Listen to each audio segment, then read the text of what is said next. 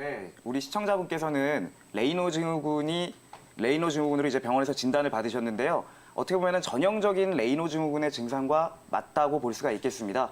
손발 끝이 이렇게 허열성 발작이 일어나면서 손발 끝이 좀 백색이 창백해지거나 아니면 청색이 되거나 하기도 하고요. 또 통증이 생기거나 이렇게 시리는 느낌이 들 수도 있습니다. 이게 좀 심해지면 이렇게 손가락을 펴거나 발가락을 움직이는 것도 좀 어려워질 수가 있는데 그러한 증상이 지금 시청자분께 나타나고 있는 것 같습니다.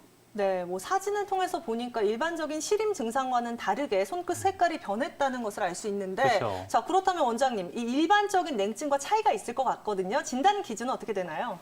네, 냉증의 진단 기준 같은 경우에는 우리가 테라사와 카츠도시 진단 기준이라는 진단 기준을 사용을 하고 있습니다. 이 진단 기준을 보시면 이제 주요 항목과 참고 항목으로 나뉘어져 있는데요. 주요 항목은 첫 번째로 이제 이 냉증을 느끼시는 환자분이 다른 사람들에 비해 내가 좀 냉하다고 생각한다. 아니면 허리나 손발과 같은 신체 일부가 좀 냉하다. 아니면 겨울이 되면 이 냉증이 너무 힘들어서 전기담요나 따뜻하게 좀 보온을 해줘야 된다. 이런 것들이 이제 주요 항목입니다. 그 외에 5가지의 참고 항목이 있는데 이 냉증으로 진단을 하기 위해서는 주요 항목 중에 2가지에 해당되거나 아니면 주요 항목 1가지 그리고 참고 항목 중에 2가지 이상이 6개월 이상 지속되면 우리가 냉증으로 진단을 할 수가 있고요. 레이노 증후군 같은 경우는 일반 냉증과는 약간의 차이가 있습니다만 증상면으로 봤을 때는 상당히 유사한 면이 있습니다. 네, 이렇게 강민구 원장님이 증상면에서 유사한 면이 있지만 이 두 증상이 또 차이점이 있다고 했잖아요. 네. 임동훈 원장님, 냉증과 레이노 증후군 어떠한 차이점들이 있나요? 네, 그 수족 냉증이라고 하는 것은 말 그대로 손발이 차가운 증상을 말하는데요. 우리가 이제 흔히 이제 저기 어머님들이 한의원에 따녀분들을 이렇게 데리고 오셔갖고 손발이 차니까 뭐 치료를 해보겠다라고 오시는 경우가 많잖아요. 네. 예, 그런 경우가 대부분 다 수족 냉증이라고 볼 수가 있을 텐데요. 예, 수족 냉증은 그냥 거의 대부분이 양방적으로 이렇게 검사를 해봤을 때 큰 어떤 문제가 발견되지 않은 상태에서 손발만 이렇게 차가운 경우를 이렇게 말합니다.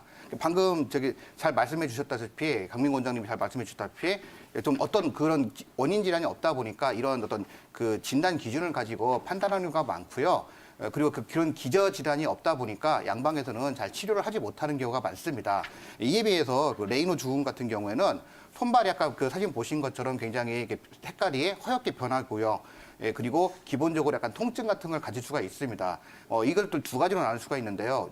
첫 번째가 1차성 레이노 증후군이라고 해갖고 어떤 기저 질환이 없는 상황. 그러니까 대부분의 한 70% 정도의 원인이 대부분 70% 정도가 이 1차성 레이노 증후군인데요. 어떤 원인을 발견하지 못하는 경우예요. 그러다 보니까 치료 방법도 잘 없고 대처를 양방에서 잘 못하는 경우가 많고요. 그 다음에 2차성 레이노 증후군이라는 게 있는데 이것은 뭐 예를 들어서 뭐 경화증이라든지 아니면 류마티스라든지 그런 것들이 있어서 혈관들이 이렇게 수축이 발생해서 생기는 거라서 그런 기저질환이 있는 거죠. 그래서 이런 경우에는 기저질환을 치료하시면은 레이노 증후군이 좋아지는 경우가 있습니다. 그래서 수족냉증과 레이노 증후군 같은 경우는 이제 현격하게 좀 차이가 있기 때문에 약간 그 접근할 때 좀 차이가 있다라고 보시면 되겠습니다. 네, 뭐 손발에 냉감과 시림증이 느껴지는 수족 냉증과 다르게 레이노 증후군은 이 시림과 함께 색깔 변화 그리고 또 말초 혈관이 비정상적으로 경련을 일으킨다라는 차이점을 저희가 살펴봤는데 자, 그렇다면 좀 구체적으로 어떻게 치료를 해야 하는지 저희가 알아봐야 되잖아요. 그쵸. 강민구 원장님, 치료 방향은 어떻게 잡을까요? 네, 우선 병원에서 레이노 증후군으로 진단을 받기 위해서는 이 레이노 증후군에 해당되는지 몇 가지 검사를 하게 됩니다. 그래서 이 2차성 레이노 증후군 같은 경우에는 전신 질환이나 아니면 교원 섬유 질환이라고 해서 우리가 이제 뭐 경화증이라든지 류마티스라든지 아니면 루푸스라든지 이런 이제 자가 면역 질환이나 교원 섬유 질환 같은 것들이 있거든요. 이런 질환 때문에 이제 2차적으로 이 손발에 레이노 증후군이 발생을 한다면 당연히 이 기존의 원인이 되는 질환을 치료하는 게 먼저 순서가 될 것입니다. 그러나 이 레이노 증후군 검사 내지는 이런 기저 질환이 없는데 발생을 한다. 또 수족냉증과 좀 유사하게 발생을 한다라고 했을 때는 이런 한의학적 치료를 좀 더 적극적으로 고려해 볼 수가 있겠는데요. 먼저 가장 간단하게 생각하실 수 있는 게 손발이 시리신 분들은 손발이 시린 느낌을 덜 들게끔 관리하시면 됩니다.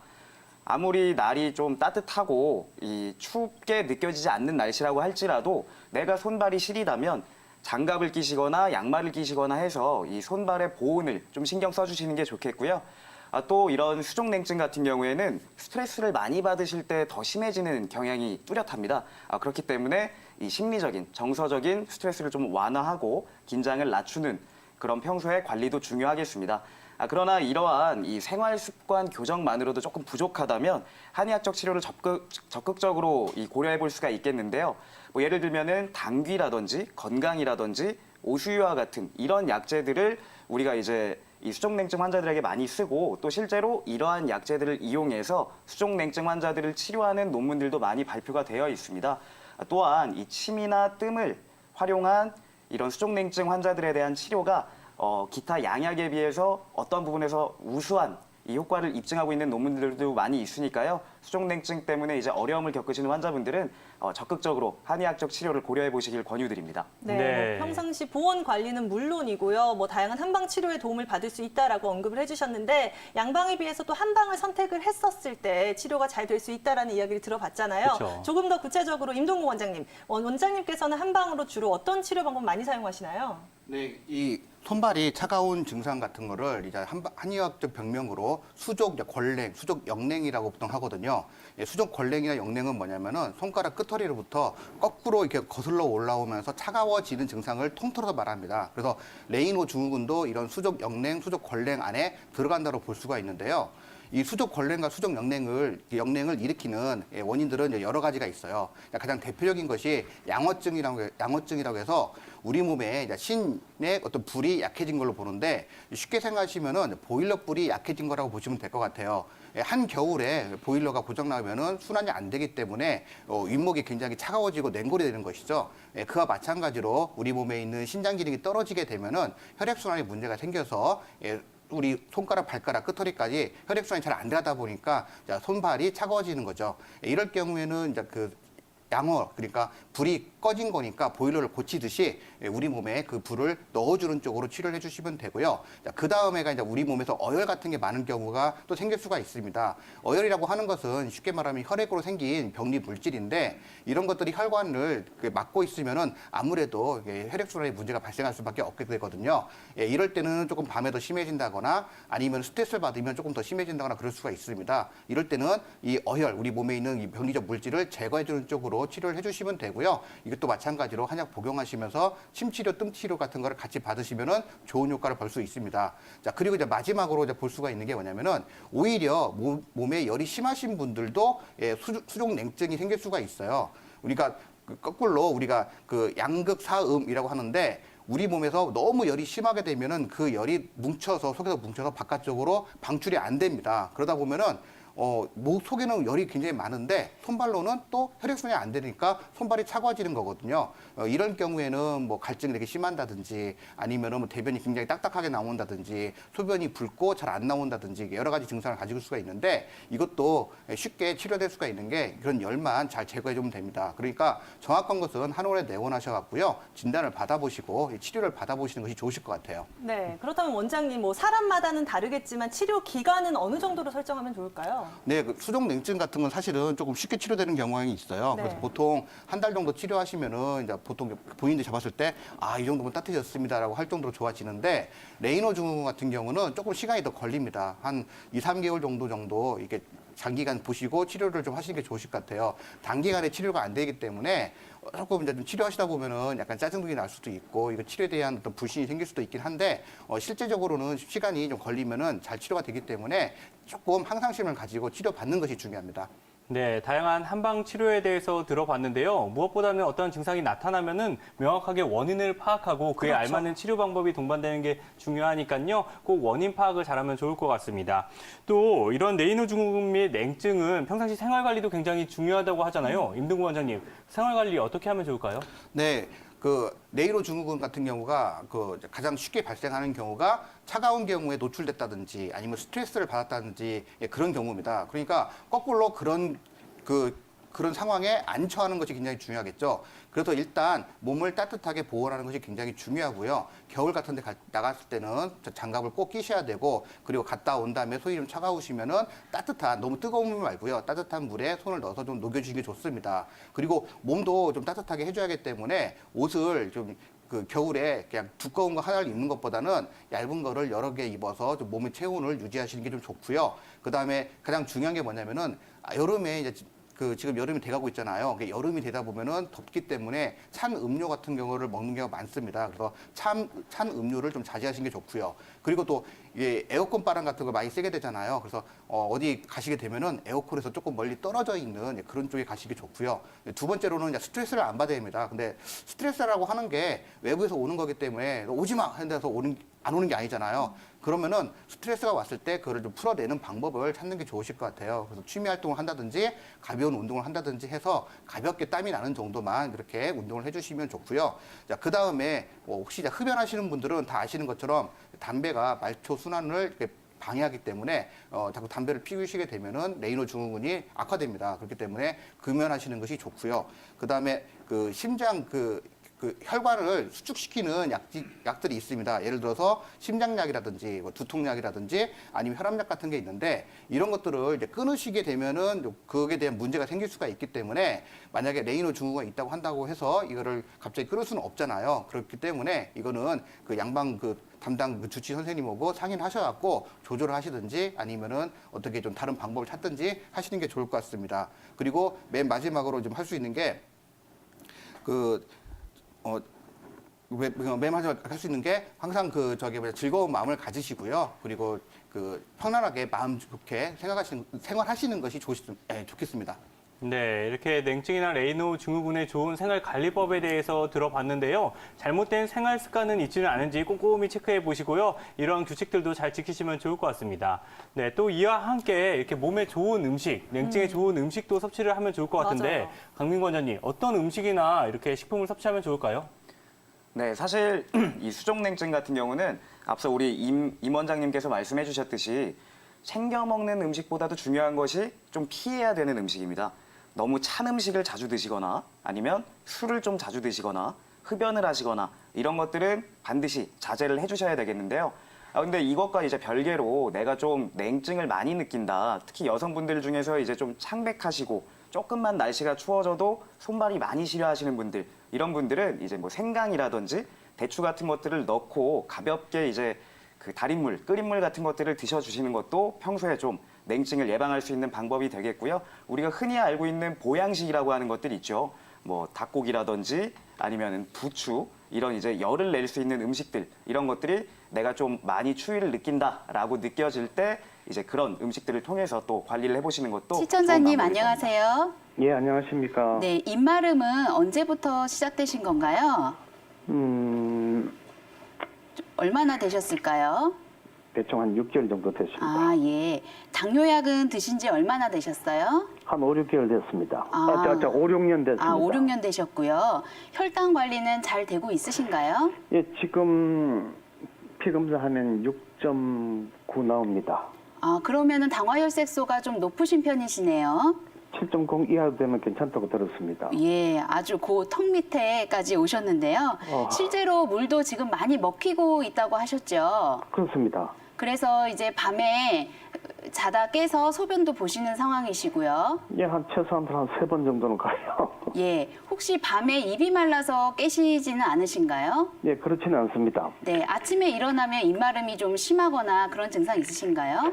아침에는 괜찮고요. 아, 예, 예. 낮에 주로 이제 말을 한다든지, 네. 그다음에 뭐 책을 가지고 공부를 한다든지, 뭐 하여튼 뭐 2, 30번 정도 있으면 입마름 이런 것이 좀 생깁니다. 네. 그러면 혹시 혀에 백태가 많거나 혀가 아프신 증상 있으신가요? 혀가 아픈 그런 거는 못 느끼고요. 예, 예. 지금 거울을 보니까 약간의 백태가 있는 것 같습니다. 아, 예.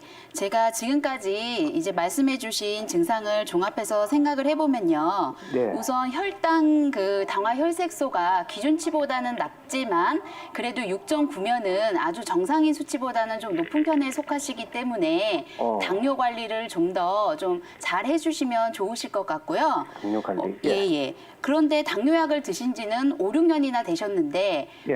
요 입마름이 나타난 거는 6개월 전이시란 말이에요. 예, 예. 그러면은 당뇨에 의한 이제 입마름보다는 다른 원인을 좀 더 찾아봐야 되는데요. 예. 뭐 6개월 전에 뭐 과로를 했다든지 스트레스를 많이 받았다든지 하는 진액이 부족하거나 열이 생길 수 있는 상황을 저희가 의심해 볼 수 있는데요. 예. 아침에는 괜찮고 밤에도 괜찮으신데 낮에 활동하시거나 말을 하실 때 이제 입이 더 많이 마르시는 거잖아요. 예, 그렇습니다. 예, 그렇다면은 진액 부족도 중요한 문제이지만 오히려 몸에서 열이 많이 발생하고 계시는 것 같으세요. 예, 열이 있습니다. 예, 그래서 이제 열이 발생되는 이유가 또 여러 가지가 있는데 스트레스로 인한 열도 굉장히 이제 중요한 원인이 되는데요. 예. 특히 말을 하면 할수록 증상이 심해지는 이런 현상이 나타날 때 스트레스로 인한 심장의 열을 많이 의심할 수가 있습니다.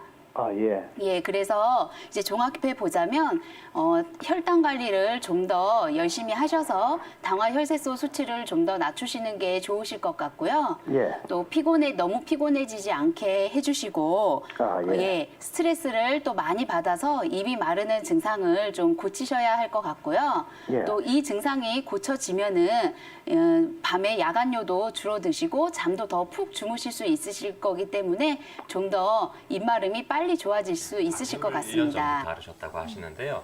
당뇨의 가장 흔한 증상 중에 하나가 바로 갈증, 입이 마르는 증상이고요. 또 하나 당뇨 합병증 중에 제일 이제 흔하게 나타나는 것이 말초신경병증이라고 해서 손끝, 발끝이 저린 증상입니다. 이 당뇨는 한방에서 소갈병이라고 해서요. 소진되어서 말라 들어가는 이런 병을 소갈병이라고 했는데요. 소갈병을 크게 3가지 정도로 분류를 합니다.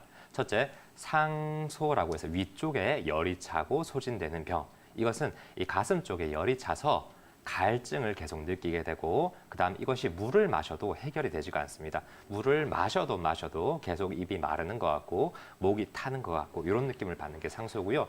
이런 증상은 주로 젊은 분들이 많이 호소를 하세요. 젊은 당뇨 환자분들이 계속 갈증이 납니다. 이런 얘기를 많이 하시는데 아직은 이런 전기가 많이 상한 것은 아니고 당뇨 초기 증상이라고 보시면 됩니다. 이게 더 진행이 되게 되면요. 중소라고 해서 가운데 즉 위장 쪽에 이제 열이 쌓이게 되는데요. 이런 경우는 상소에서 얘기했던 갈증, 당뇨의 대표 증상인 갈증이 동반되면서 이제는 먹어도 배가 고프고 허기지고 배가 부르지가 않고 근데 분명히 많이 먹었는데 살이 빠지는 증상이 나타납니다.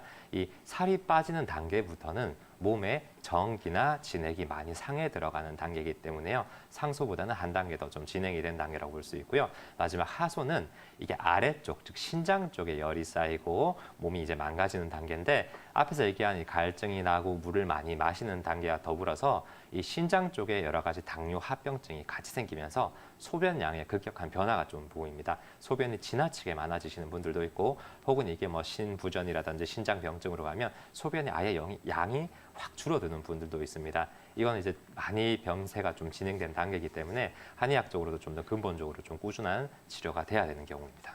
네, 한의학에서는 소갈병, 목이 심하게 마르는 증상, 당뇨에 대해서 알아봤는데요. 우리 시청자님께서도 지금 현재 입 마른 증상이 당뇨 때문인지 혹은 단순 구강 건조증 때문인지 지금 궁금해하시는 거잖아요. 그쵸. 우소영 원장님, 차이점이 있을 것 같은데 어떤 다른 점이 있을까요? 네, 시청자님께서는 입마름이 당뇨병 때문인지 아니면 구강건조증 때문인지 궁금해하셨는데요. 당뇨병에 의한 입마름이라면 갈증을 심하게 느끼고 실제로 물도 많이 드시게 됩니다. 반면에 구강건조증으로 인한 입마름일 경우에는 입이 심하게 마르는 데에 비해서 그다지 물을 많이 마시지는 않으시는 특징이 있습니다. 그래서 시청자님께서 지금 혈당도 높고 갈증도 심하고 물도 실제로 많이 드시고 계시다면 당뇨에 의한 입마름일 가능성이 있고요. 반대로 혈당이 안정되게 유지되고 계시고 입마름에 비해서 물을 많이 드시지는 않으신다면 구강 건조증으로 인한 입마름일 가능성이 높으실 것 같습니다. 네, 이렇게 물을 어느 정도 섭취하느냐에 따라서 이 두 가지 증상을 구분할 수 있을 것 같은데요. 또 구강 건조증도 물을 실제로 많이 섭취하지 않다고 하지만 다른 유사한 증상들이 있을 것 네. 같아요. 이와 구별될 수 있는 증상 또 어떤 것들이 있을까요? 네, 구강건조증과 유사한 병으로 쇼그렌 증후군이라는 병이 있는데요. 쇼그렌 증후군은 루마티스성 자가면역 질환입니다. 그래서 눈에 있는 눈물샘과 입에 있는 침샘이 동시에 공격당해서 눈물과 침이 동시에 마르는 병인데요. 그래서 문이 마르는 안구 건조증과 침이 마르는 구강 건조증이 동시에 나타나게 됩니다. 시청자분들께서는 이 쇼그렌 증후군이라는 병명을 처음 듣는 분도 계실 텐데요. 이름이 생소한 데에 반해서 실제로 환자분들이 굉장히 많이 늘어나고 있는 병이니까요. 구강 건조증과 동시에 안구 건조증까지 함께 심하게 나타나신다면 근처 류머티스 내과에 가셔서 검사를 받아보시는 것이 좋습니다. 네, 유사한 증상의 쇼그렌 증후군, 구강뿐만이 아니라 안구까지 건조해진다는 특징이 있다는 사실 잘 참고해서 체크해 보시면 될 것 같은데요. 자, 그런데 우리가 보통 입이 마르거나 구강 건조증이 나타나면 물만 잘 마셔주면 되지 않을까, 뭐 치료를 꼭 받아야 할까 하시는 분들도 계시잖아요. 그쵸. 치료가 먼저 좀 받아봐야 하는 중요한 이유가 있을지 궁금한데 최진 원장님 어떤 것들이 있을까요? 예, 우리가 흔히 이제 입이 마를 때는 물만 마시면 이 갈증이 가시지 않을까 하는 생각을 하시는 분들이 많은데요. 네. 실제로 이 침과 일반 물은 구성 성분이 좀 다릅니다. 쉽게 말씀드리면 우리가 피부가 건조할 때 물만 찍어 바른다고 이게 건조감이 가시지 않는 것처럼 적당한 유분기가 있는 로션을 발라야 되잖아요. 마찬가지로 우리 입에서 분비되는 침은 적당한 이 영양분들과 이 에센스 같은 물질들이 있기 때문에 입 안 점막과 식도 같은 부분을 코팅을 해주고 보호해주는 역할을 하게 됩니다. 그런데 이런 구강 건조증, 즉 침이 나오지 않는 증상이 오래 유지가 되게 되면요. 먼저 이빨이나 입안, 구내염, 충치, 구강 자결 증후군 같은 이런 구강 질환들도 생길 수 있고요. 또 이런 침이 식도 쪽을 보호해주지 못하게 되면 흔히 식도염이나 혹은 위염 혹은 위장 장애까지 같이 일으킬 수 있기 때문에 꼭 치료를 받으시는 것이 좋습니다. 네, 반드시 치료를 받으면 좋을 것 같다는 의견을 주셨는데요. 오승 원장님, 그렇다면 구강 건조증 어떠한 치료 방법들이 도움이 될 수 있을까요? 네, 구강 건조증을 치료하는 방법은 환자분의 혀 상태에 따라 다른데요.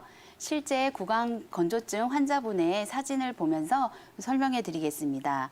구강 건조증이 비교적 초기일 때는 입안에 거품침이 생기고 혀 위에 백태가 많이 끼게 되는데요.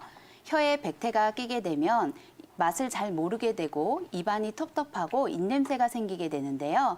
이럴 때는 비위를 도와주고 담음과 습담을 없애주는 한약을 쓰게 됩니다. 두 번째 사진은 위축성 설염인데요. 위축성 설염은 혀 표면 위에 오돌도돌하게 나 있는 설유두가 사라지는 병입니다. 이렇게 되면 혀의 백태가 싹 사라지게 되고요. 혀 표면이 유리처럼 반질반질해지게 되는데요. 주로 나이가 많은 고령자에게 나타나고 진액이 부족한 분들에게 많이 나타나기 때문에 진액을 보충해주는 한약을 쓰게 됩니다. 세 번째 사진은 혓바닥이 갈라지는 균열설인데요. 위축성 설염 단계를 지나서 혀 위에 열이 올라오게 되면 혓바닥이 마치 논바닥이 갈라지듯이 쩍쩍 갈라지게 됩니다. 이렇게 되면 혀의 통증도 굉장히 심하고 식사도 제대로 할 수가 없는데요. 위축성 설염 치료와 같이 진액을 보충하는 한약을 쓰면서 간의 열이나 심장의 열을 치료하는 한약을 같이 쓰게 됩니다. 네 번째 사진은 쇼그렌 증후군인데요. 쇼그렌 증후군은 앞서 설명해 드렸다시피 구강 건조증과 안구 건조증이 동시에 생기는 자가 면역 질환입니다. 때문에 정상적인 면역을 회복하는 데 초점을 맞추고 있고요. 수중 화강의 치료법을 원리로 해서 한약 치료, 침 치료, 뜸 치료, 약침 치료를 병행하고 있습니다. 네, 이렇게 사진에서 보듯이 혀 상태에 따라서 조금의 차이점이 있다는 사실을 알게 됐으니까 정확한 진단과 함께 처방을 받아보셔야 될 것 같은데요. 자, 우리 시청자님께서 1년 전부터 당뇨약을 또 복용하고 계시다고 그쵸. 하잖아요. 이 당뇨 굉장히 평소에 잘 관리해야 하는 병으로 저는 알고 있거든요. 맞습니다. 최지훈 원장님, 한의학에서는 당뇨 어떻게 다스리나요? 예전부터 한의학에서 당뇨는 소갈이라고 해서요. 네. 기록이 굉장히 많은데요. 특히 이 조선왕조실록이라는 이 역사책을 보면요. 예전에 태조 이성계왕이라든지 세종대왕이 이 소갈병, 당뇨를 오래 앓았다는 기록이 있습니다. 이 예전에는 귀족이나 왕들 같은 이런 귀족병이라고 소갈을 불렀습니다. 왜냐하면 음식이 굉장히 이제 고열량의 단백질, 그다음에 굉장히 정제된 쌀과 같은 이런 음식들, 거기다가 스트레스는 많이 받고 머리는 많이 쓰는데 움직임이 적은 이런 귀족들에게서 주로 생기는 병이 이제 당뇨병이었는데요.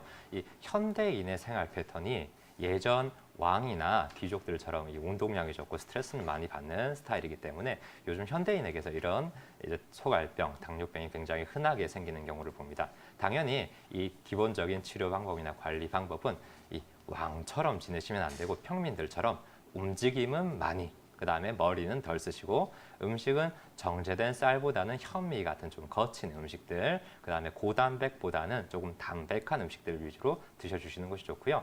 한약 처방 중에서는 아까 말씀드렸다시피 주로 열성 질환, 열이 가득 차는 질환, 거기다가 진액이 말라 들어가는 이 갈증이 나고 이 소진돼가는 질병이기 때문에 열을 꺼트리고 진액을 보태주는 처방들을 주로 사용하게 됩니다.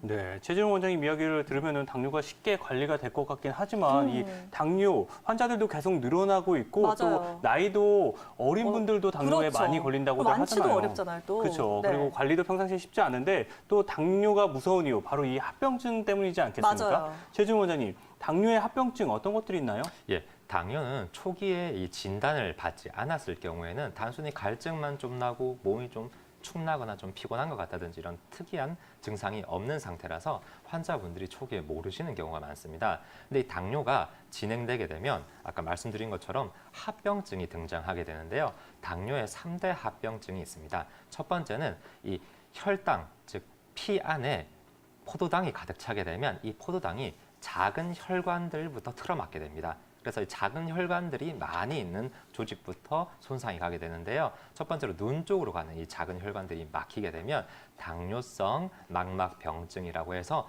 시력이 점차 떨어지고 눈이 좀 뿌얘지는 것 같더니 이 심한 경우는 실명까지 되는 경우도 있을 수 있고요. 두 번째는 이 당뇨, 이 포도당이 이 신장으로 가는 작은 혈관들을 막게 될 경우에 그다음에 이 포도당이 신장 안에 이 막들을 파괴를 하는 경우가 있습니다. 이런 경우는 당뇨성 신병증이라고 해서 이 뭐 심부전이라든지 심한 경우는 투석을 하시게 되는 경우도 있습니다.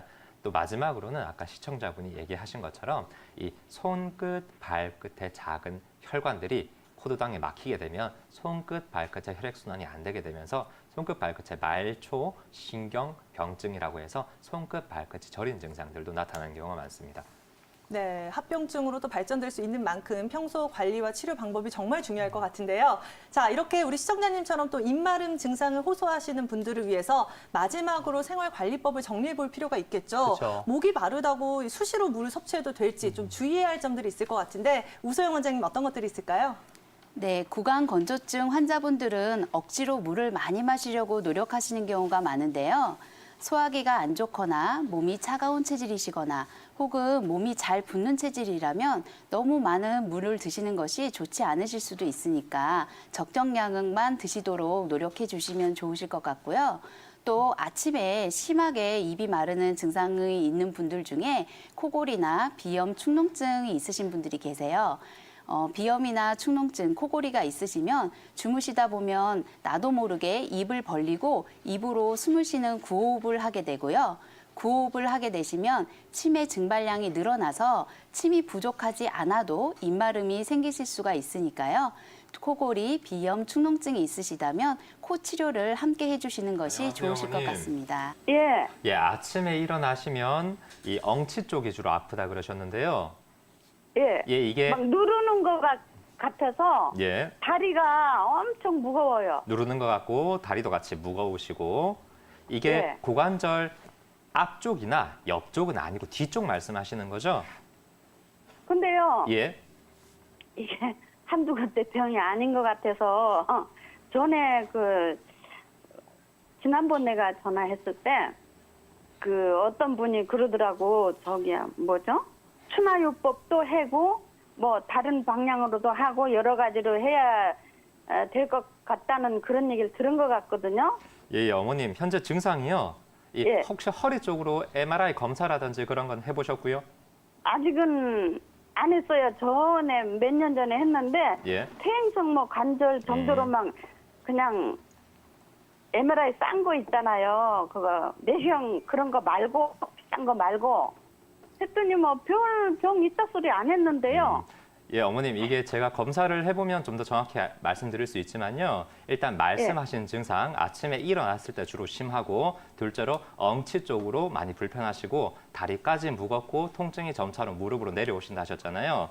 이런 증상만으로 일단 그 추측, 엉덩이 뼈에서부터 예. 무릎까지 이렇게 쭉 오면서 아픈 것 예, 같아요. 내려가시죠. 그런 증상 예. 같은 경우는요. 크게 나누면 예. 두 가지 정도로 얘기를 드릴 수 있는데 첫 번째는 그 엉치 쪽에 있는 고관절 자체 퇴행성 질환인 경우도 있고요. 근데 그런 경우라 예. 그러면 대개는 양반다리라든지 고관절을 심하게 트는 동작을 할 수가 없어요. 근데 그런 자세는 아니신 것 같고 제일 흔하게 한의원으로 엉덩이 엉치 통증으로 오시는 분들은 허리에서 신경이 눌려서 제일 대표적인 증상으로는 이제 병명으로는 디스크라든지 퇴행성 협착증 이런 병명으로 오셔서요. 이 허리나 혹은 엉덩이에서부터 그 밑으로 허벅지, 다리를 포함해서 전체가 당기거나 쑤시거나 무겁거나 저리거나 당기거나 이런 온갖 신경통의 양상들을 호소하시는 경우가 많거든요.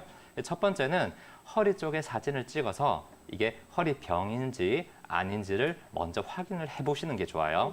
지금 증상 말씀하시는 걸로 들었을 때는 허리병일 확률이 한 80% 이상, 80~90% 정도로 보이지만 일단은 그거는 맞아요. 그 맞는 게 뭐냐면 지난번 허리가 조금 아파서 그러니까 이 허리가요 아팠다 안 아팠다 해요. 예. 그런데 그때 아픈 때는 내가 굉장히 민감하거든요. 허리를 이렇게 만져보면 뭐가 톡 튀어나와 있어요. 근데 예. 거기 만지면 누르면 아프거든요. 예, 그런 근데 허리 요새는 쪽에 그게 예. 안 만져지고 안 아파요 또 허리가. 허리 쪽 고관절만 증상들이요. 아프고. 이게 주로 심해지게 되면 진행되는 예. 순서가 있습니다. 이 보통 초창기에 한 40, 50대, 30대부터 허리가 아프셨던 분들은요. 대략 50대, 60대, 70대로 나이가 들어가시면서 허리 통증은 오히려 줄어드는 경향이 있고요. 반대로 골반이나 엉덩이 쪽으로 통증이 내려오는 경우가 많습니다.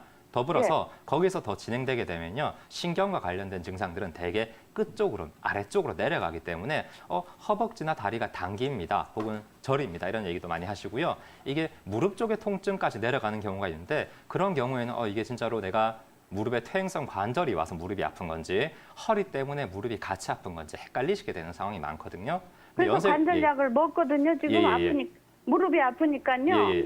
홍합 그거를 먹거든요. 예. 그 저기 네덜란드인가 어디서 온 거라 그래서 초록잎 그거라 그래서 사다가 먹거든요. 그것도 먹어보고 수수살 넣고 밥도 해 먹고 좋다는 건 다 먹는 거죠. 그런 게 그런데- 도움이 되실 수가 있는데요. 도움이 예. 되는 분들도 아마 계실 거고 이 건강기능식품 같은 경우에는 체질도 안 맞으시는 분들은 먹어도 효과를 크게 못 보시는 분들도 많습니다. 근데 일단 중요한 네. 것은요. 허리 질환이라고 확정이 된다면 허리 쪽에 좀 집중적인 치료를 하시면요. 엉덩이를 비롯해서 말씀하신 허벅지, 무릎 쪽 증상들이 같이 없어질 거거든요. 이게 중요한 거는 근데 그거를 이게 저기 수술해야 되는 거예요? 그거는 사진을 찍어봐야 합니다. 아. 그래서 그런 부분 근데 확인을 허리는 하시고 안 아파요. 이게 막 확인을 그- 해보시고 꼭 한번 검사를 받아보시고요. 그리고 걷는 것도요. 예. 보통 운동하러 가면요 2km, 3km 걷거든요. 그래도 큰 고통을 안 느끼는데 예. 다리가 피곤해요. 무거우니까. 그렇죠. 다리가 무거운 증상들이 점차로 나타나게 됩니다. 그게 바로 협착증의 증상의 대표적인 증상 중에 하나인데 일단 확실한 건 검사를 꼭 받아보셨으면 좋겠습니다.